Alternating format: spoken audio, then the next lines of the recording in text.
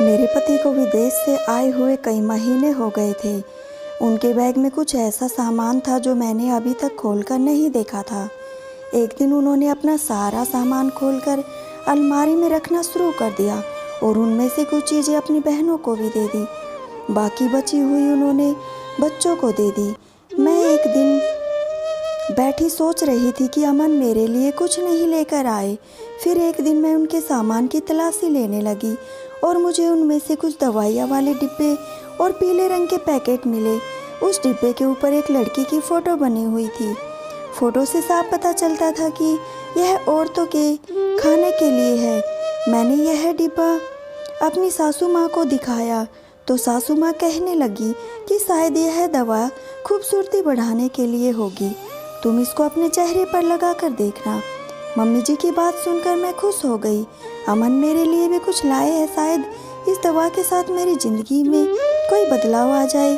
शाम को यह बात भूल गई। अगले दिन मेरे पति के घर से जाने के बाद मैंने वह डिब्बा फिर से देखा। डिब्बे में दवा कम थी। मैंने वह डब्बा उठाकर फिर वहीं रख दिया। पर जब इंसान के दिल में कोई परेशानी होती है तो वह उसको किसी न किसी के साथ ज़रूर शेयर करता है। हमारे घर में एक काम वाली आती थी जिसका नाम कोमल था। वह जवान और बहुत खूबसूरत और पढ़ी लिखी थी। मुझे उसके साथ बात करके अच्छा लगता था।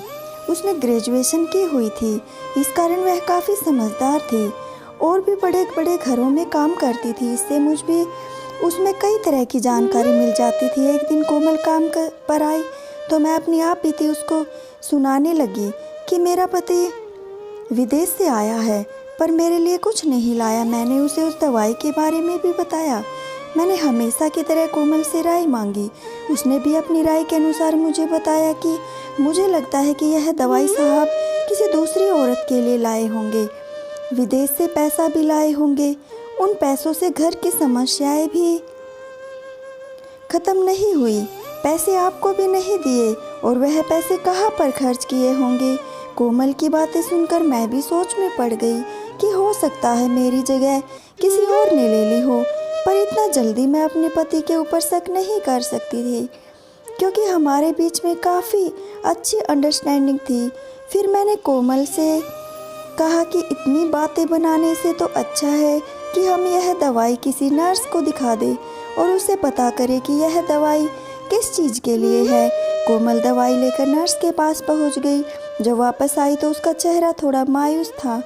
मैं डरते डरते उससे पूछा कि कोमल सब ठीक तो है ना? हाँ दीदी ठीक है। लेकिन उस नर्स ने जो बताया वह सुनकर मैं परेशान हो गई। दीदी नर्स ने कहा यह दवाई बाहर की औरतें इस्तेमाल करती थी। इसके साथ खुशबू बहुत ज़्यादा और बड़ी सुंदर आती है। कोमल की बातें सुनकर मेरा बचा हुआ हौसला भी गिर गया। पर इस बात पर सोचना फ़िलहाल बेकार था क्योंकि हमारे घर की आर्थिक स्थिति ऐसी नहीं थी कि मैं अपने पति के साथ लड़ाई झगड़ा करके इन बातों को अपने सिर के ऊपर सवार कर लेती। इसलिए मैंने इन बातों को अपने दिल में ही दबा लिया। लेकिन अगर शक एक बार इंसान के दिमाग में घर कर जाए फिर निकालना मुश्किल हो जाता है। अब हमेशा मुझे अपने पति पर शक होने लगा जिसके कारण मेरा सुख चैन सब लूट गया। मैं हर समय उनको शक की नज़रों से देखती थी और बार बार बातों में उनसे पूछने की कोशिश करती कि कहीं उनका दूसरी शादी करने का इरादा तो नहीं। कई बार तो वह मेरी बातों से चिढ़ भी जाते।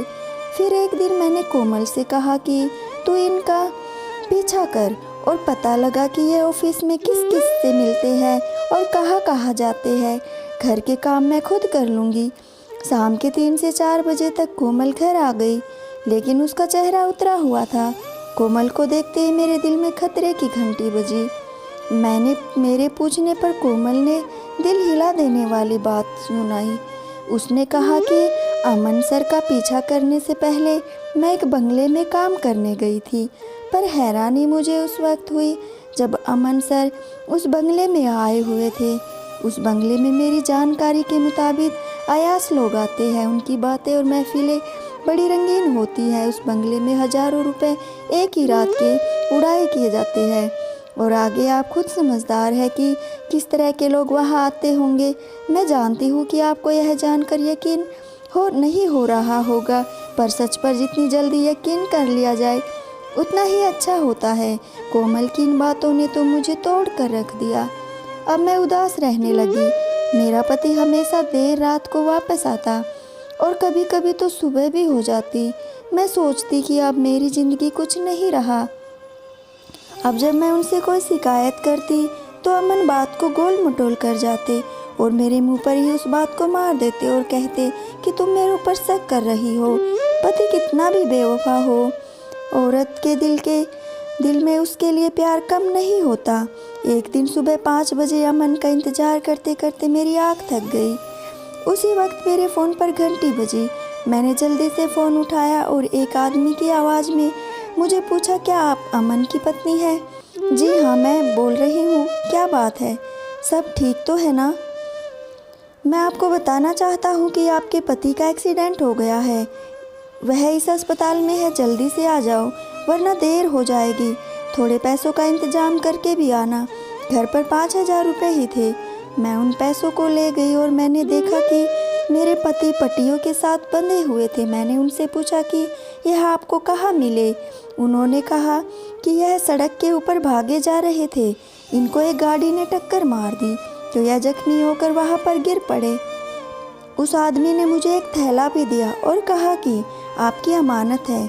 जब मैंने उसको खोल कर देखा तो उसमें औरतों के कपड़े थे और वही खुशबू आ रही थी।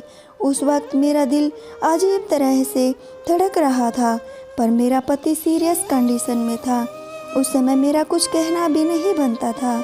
मैंने उस थैले को एक साइड में रख दिया और अपने पति के ठीक होने की भगवान के आगे प्रार्थना करने लगी।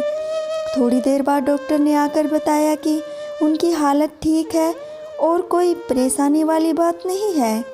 मैं अमन के पास गई। उनकी हालत देख बेहद नाजुक थी। मैंने उनको दिलासा दिया कि मैं आपके साथ हूँ, आप परेशान मत होइए। पर अमन बार बार इशारों के साथ कुछ समझाने की कोशिश कर रहे थे। मुझे कुछ समझ नहीं आ रहा था। जब मैंने डॉक्टर को बताया तो डॉक्टर ने कहा कि इनके साथ कोई भी बात नहीं करनी। मैंने चुपचाप दिन रात एक करके अपने पति की सेवा की और अपने गहने तक भी बेच दिए, क्योंकि उनकी बीमारी में 10 लाख रुपए तक हमारा चला गया था। जब से अमन अस्पताल आए थे उन्होंने बिल्कुल ही चुप्पी साध ली थी। ऐसा लगता था कि जैसे वह कोई गहरे सदमे में है। मैंने उनका दुख दूर करने की बहुत कोशिश की, पर वह मेरे साथ कुछ भी बात नहीं करते। एक दिन विदेश से उनके दोस्त का फ़ोन आया। उसने बताया कि उनकी फिर से नौकरी लग गई है, तुम यहाँ आ सकते हो। यह सुनकर अमन बड़े ही खुश हुए और मैंने सोचा कि जो इंसान आज तक बोल नहीं रहा था वह इतना खुश कैसे हो सकता है। मैंने सोचा कि इन्होंने कहीं विदेश में शादी तो नहीं की हुई, वरना घर वालों से दूर होने की इतनी खुशी किसको हो सकती है। मेरा दिल धड़क रहा था। फिर ख्याल आया कि अगर दूसरी पत्नी होती तो वह उनको ऐसी हालत में देखकर उनका पता जरूर लेती। और फिर वह दिन भी आ गया जब मेरे पति सारा कुछ छोड़कर विदेश में चले गए। मैं एक बार फिर से अकेली हो गई। मैं उनके साथ फ़ोन पर कभी कभी बात करती और उस बारे में बात कभी नहीं करती जो मेरे दिल में बैठी हुई थी। 5 साल बाद जब वह फिर विदेश से वापस घर आए, एक दिन शाम को बैठे चाय पी रहे थे और अपनी पुरानी यादें ताज़ा कर रहे थे। बैठे बैठे मैंने उनसे वह सारी बातें दोबारा से करनी शुरू कर दी कि कैसे मैंने कोमल से आपकी जासूसी करवाई। सिर्फ सच का पता लगाने के बाद मैं खुद ही चुप होकर बैठ गई। फिर वह मेरी बात सुन के हंस पड़े और बोले, अफसोस है मुझे तुम पर कि तुमने अपनी इतनी उम्र बेचैनी और बेसुकूनी से ही गुजार दी, जिसका सिर से लेकर पैरों तक कोई वजूद नहीं था। काश यह सब बातें तुमने मुझसे उस वक्त ही पूछ ली होती तो यह नौबत ना आती। जिसने तुम्हारे गले में फांसी लगा रखी थी, उनकी बातें सुनकर दिल को थोड़ा सा हौसला मिला। फिर अमन अपनी विदेश वाली बातें सुनाने लगे। वह कहते कि मैं सोचता रहता था कि मैं कैसी तुम्हारी ख्वाहिशों को पूरा करूँगा। जैसी ज़िंदगी की तू प्रार्थना करती थी वैसी ज़िंदगी मैं तुझे कैसे दूँगा।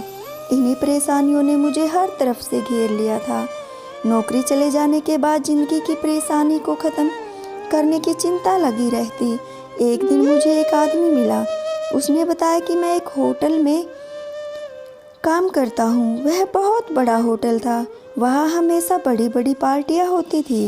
वहाँ लोग अय्याशी करने आते थे और वहाँ पर पैसों की बारिश होती थी। बिना सोचे समझे मैंने उसको कह दिया कि मुझे वहाँ ले चल। वह मुझे वहाँ ले गया और वहाँ जाकर मैनेजर ने मेरा सारा बायोडाटा लिया और उसके बाद उसने मुझे कहा, क्या तुम गाना गा लेते हो? पहले तो मैं परेशान हो गया। उसने मुझे कहा, तेरी आवाज़ औरतों की तरह है। अगर तुम इस आवाज़ में गाना गाओगे तो तुम्हें 10,000 महीना मिलेगा। उसने मुझे अपना हुलिया बदलने के लिए और अमीर लोगों के आगे गाना गाने के लिए कहा, पर यह सब मेरे बस की बात नहीं थी, क्योंकि मेरा ज़मीर मुझे यह कहने की इजाज़त नहीं दे रहा था। उस दिन माँ की तबीयत खराब हो गई और मेरे पास कोई काम भी नहीं था। पैसों की खातिर मैं इस काम को करने लग गया। मुझे हर रात हुलिया बदलकर अमीर लोगों के सामने गाना गाना पड़ता था। यह सब करके मैं खुश नहीं था, इसलिए मैं अपने विदेश वाले दोस्त के साथ भी बात करता रहता था और नौकरी के लिए मुझे पैसों की भी ज़रूरत थी। फिर मैं ज़्यादा से ज़्यादा रियाज करने लगा। उस मैनेजर ने मुझे एक दवाई दी जो आवाज़ को बड़ा ही सुरीला करती थी और मैं वह दवाई खाने लगा। मेरी आवाज़ की चर्चा दूर दूर तक होने लगी। एक दिन किसी को पता लग गया कि मैं औरत नहीं आदमी हूँ, तो उन्होंने मेरा पीछा किया और अपनी गाड़ी से मुझे टक्कर मार दी। उसके बाद में तुम्हें पता ही है कि आगे क्या हुआ। तब मैं भगवान के आगे यही प्रार्थना करता था कि मुझे एक इज्जत वाली नौकरी मिल जाए और मैं अपने परिवार का पेट पाल सकूं। फिर भगवान ने मेरी प्रार्थना भी सुन ली और मुझे एक नौकरी मिल गई। अमन ने मेरी तरफ देखा। मेरी आंखों में आंसू, शर्मिंदगी और पछतावा था कि मैंने अपनी ज़िंदगी के इतने कीमती साल इस गलतफहमी में ही गुजार दिए। अगर मैं इस तरफ ना लगती तो मेरी ज़िंदगी कितनी खुशनुमा होती। दोस्तों, मैं अंत में यही कहूँगी कि अपनी गलतफहमी को अपने अंदर दबाकर ना रखें। उस इंसान के साथ साझा करें जिसके साथ आपको ज़िंदगी बितानी है। तो दोस्तों, आपको कहानी कैसी लगी कमेंट बॉक्स में ज़रूर बताना और चैनल को सब्सक्राइब करना। धन्यवाद।